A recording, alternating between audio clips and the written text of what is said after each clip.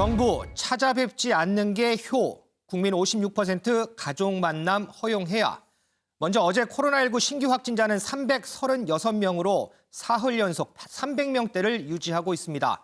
정부가 지난 주말 발표한 사회적 거리 두기 조치에 따라서 5인 이상 모임 금지가 설 연휴 이후까지 연장이 됐죠. 지난 추석에 이어서 이번 설에도 가족 간의 만남은 어려울 것 같습니다. 김원미 기자. 네. 그런데 국민들 생각은 좀 아닌가 봐요. 네, 맞습니다. 그러니까 지난 일요일 방역 당국이 설 연휴에도 지켜야 하는 방역 수칙을 발표를 했습니다. 네, 여기에서 5인 이상 집합 금지 조치 일단은 설 연휴까지도 그대로 유지를 하겠다. 그러니까 설 연휴에 가급적 모이지 말아라라는 이런 지침을 내놨는데 이 지침이랑 같이 이제 보건복지부가 여론조사를 시행을 했습니다.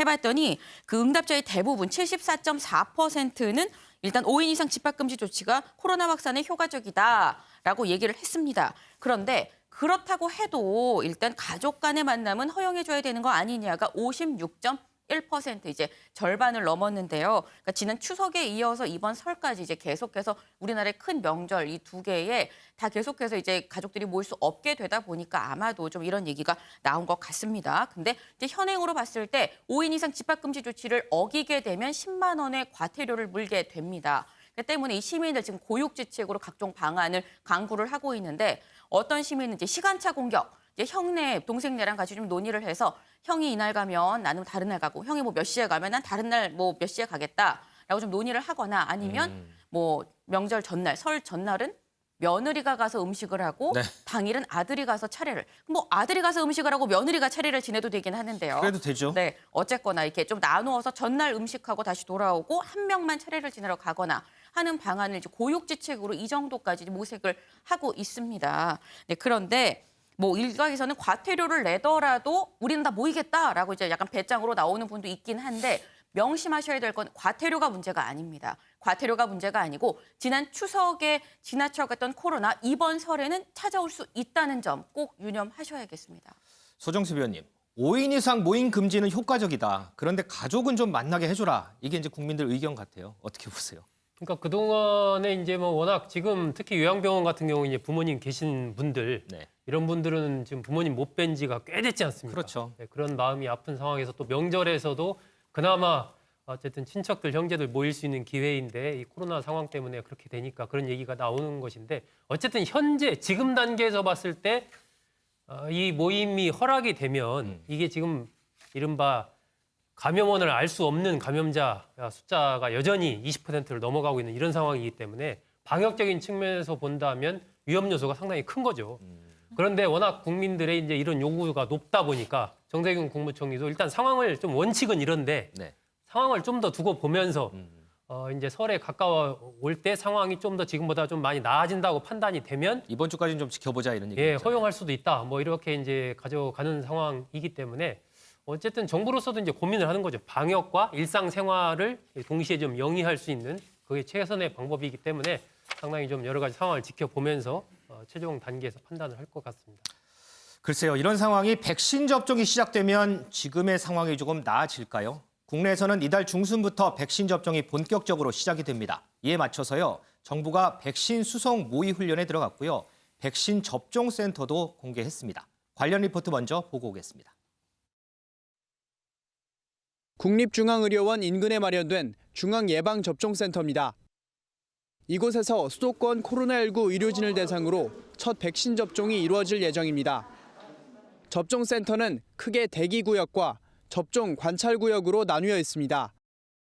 대기구역에서는 문진표를 작성하고 한 칸씩 뛰어앉아 진찰을 기다립니다. 이후 약 50m 떨어진 접종구역으로 이동해 백신 접종과 이상 반응 관찰을 하게 됩니다. 접종구역에서는 최종적으로 몸 상태를 점검하고 백신을 맞게 됩니다. 접종 직후 복도 맞은편의 관찰구역으로 넘어가 15에서 30분 동안 이상 반응 여부를 점검합니다.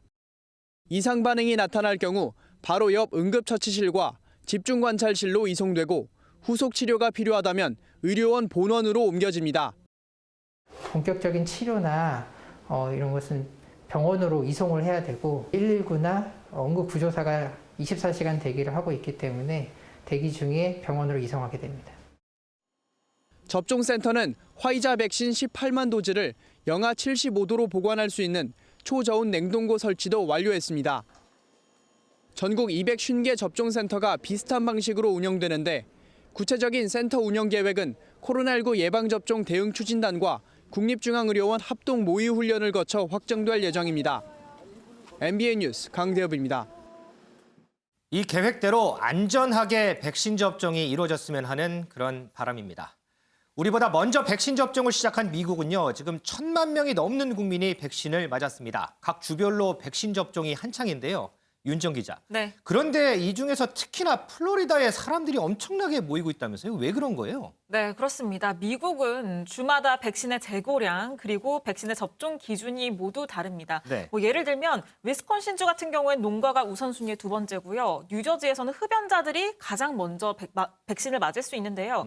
이 말씀하신 플로리다의 경우는 65세 이상이라면 비거주자나 심지어는 외국인도 별다른 규제 없이 백신을 맞을 수 있습니다. 65세만 넘으면 누구나 다 맞을 수 있는 거예요? 네, 그렇기 때문에 이 원정 접종 인파가 몰리는 건데요. 지금 보시는 것처럼 이 접종소 앞에는 굉장히 긴 줄이 수백 미터가 늘어서 있는데 심지어는 이 대기를 위해서 휠체어와 낚시 의자까지 동원이 되고 있고요. 또 백신 접종소로 향하는 차량 행렬도 끝이 없는 걸 볼 수가 있습니다. 심지어는요, 캐나다나 브라질, 멕시코 등 인근 국가에서는 관광과 쇼핑, 그리고 여기에 백신 접종을 결합해서 여행 상품까지 만들었다고 하는데요. 여행 상품이요? 네, 이 백신 관광은 백신 접종에 부익부, 빈익빈으로 이어질 수 있다는 점에서 비판이 나오고요. 이 지난 한 달간 플로리다에서 백신을 맞은 비거주자가 무려 5만 명에 달하는데 그렇다 보니까 실제로 거주민들은 이 접종 순위에서 밀리면서 불만이 터져나오고 있습니다. 그래서 플로리다는 주민들에게 우선 접종하기 위해서 새로운 인증 정책을 도입을 했는데 이게 현재로서는 작동하지 않고 있는 상황입니다. 그럼 우리가 지금 이제 화면에서 보는 이분들 중에 일부 또는 많은 분들이 실제로 플로리다 주민은 아니다 이렇게 볼 수 있는 거잖아요. 네, 그렇죠. 그런데 이 백신 관련해서 캐나다에서도 또 논란되는 부분이 있더라고요. 네, 그렇습니다. 이 캐나다의 한 카지노 회사 CEO 부부가 이 노인 마을로 잠입을 해서 백신을 접종했기 때문인데요. 이 로드니 베이커와 그의 아내 영화 배우인 예카테리나의 경우에는 지난 21일에 전세기를 타고 밴쿠버 지역에서 북서부의 유콘 지역의 원주민 마을로 이동을 했습니다. 이 원주민 마을은 주민이 120명 정도인데요. 노인이 많아서 백신 우선 접종 지역으로 분류가 됐기 때문입니다. 이 베이커 부부는 마을에 도착을 해서 모텔에 취업을 했다라면서 당국을 속이고 백신을 접종했는데요. 심지어는 이 유콘 지역 방문객들의 경우에는 자가격리 2주를 지켜야 하는데 이것도 지키지 않고 백신을 접종을 한 겁니다. 그런데 이를 이상하게 여긴 주민들의 신고로 결국엔 적발이 됐고 이렇게 백신을 접종한 사실이 알려지면서 캐나다를 중심으로 분노가 확산하고 있습니다. 윤경호 의원님, 조금 전에 이제 플로리다의 백신 관광 얘기도 들었는데 지금 이 백신 접종이 전 세계적으로 시작이 되면서 백신 접종 빈익빈 부익부 문제가 또 하나의 또 문제로 좀 떠오르는 것 같아요. 그렇습니다. 그런 점을 우려해서 처음에 백신이 개발이 돼서 이 접종이 되면 이 백신을 공공재로 지정을 하자라는 의견이 일부 있었죠. 네. 특히 유럽 나라 일부에서는 그런 견해가 아주 강했어요. 독일이 대표적이었고요. 그러나 결과는 그렇게 되지 못했습니다. 지금 빈익빈 부익부라는 게 개인 간에도 나타나지만 국가 간에도 이미 나타나고 있지 않습니까? 그렇죠. 개발 회사와 투자 단계에서부터 관계를 맺고 미리 입도 선매를 한 나라, 또 그러지 못한 나라, 이게 이제 격차가 생기는 건데 방금 기자가 설명한 것처럼 플로리다의 경우나 또는 캐나다의 경우 비거주자나 외국인에게도 뭐 허용 백신 접종을 허용한다. 이건 뭐 그쪽 나라의 제도니까 그 허점을 이용해서 뭐 먼저 맞았다. 얌체 같은 짓이긴 하지만 그러나 문제는 이걸 돈 주고 사서 더 많은 돈을 내면 먼저 맞춰준다라는 식의 이 순서를 정하는 이런 데까지도 생기면 이게 빈익빈 부익부를 더 가속시킬 수 있거든요. 그렇죠. 네. 아직도 듣지는 않았다고 봅니다. 코백스라는 그 전 세계 국가 단위의 백신 공급 시스템을 갖추는 이유는 바로 이런 극심한 빈익빈 부익부를 조금이라도 완화해보자라는 차원으로 알고 있는데요. 국가뿐만 아니라 개인 간에도 결국 백신이라는 게 안정성 문제 또는 뭐 신속히 맞아야 되느냐 뭐 이런 논란의 여지가 있긴 있는데 제가 보기엔 어찌됐든 궁극적으로는 공공재로서 취급이 되는 게 해법이 아닐까 싶습니다. 우리나라는 이런 일 없이 모두가 공평하게 똑같이 백신을 좀 접종했으면 하는 그런 바람입니다. 이 코로나 때문에 생긴 또 하나의 사회적 현상, 바로 재택근무 활성화죠. 김은미 기자. 네. 그런데 기상캐스터도 재택근무를 하나 봐요. 네, 맞습니다. 사실 우리나라의 경우는 아까 말씀드린 그 보건복지부의 여론조사에 따르면 재택근무를 한 사람이 20여 %에 불과한 걸로 네. 조사가 됐습니다. 그런데 이제 미국은 재택근무를 정말 많이 하는 것 같아요. 그래서 기상캐스터가 집에서 그 생방송을 하다가 이제 난감한 상황에 처했다라고 하는데 그 영상 먼저 보고 오겠습니다. We're waiting for that storm to arrive here in Southern California.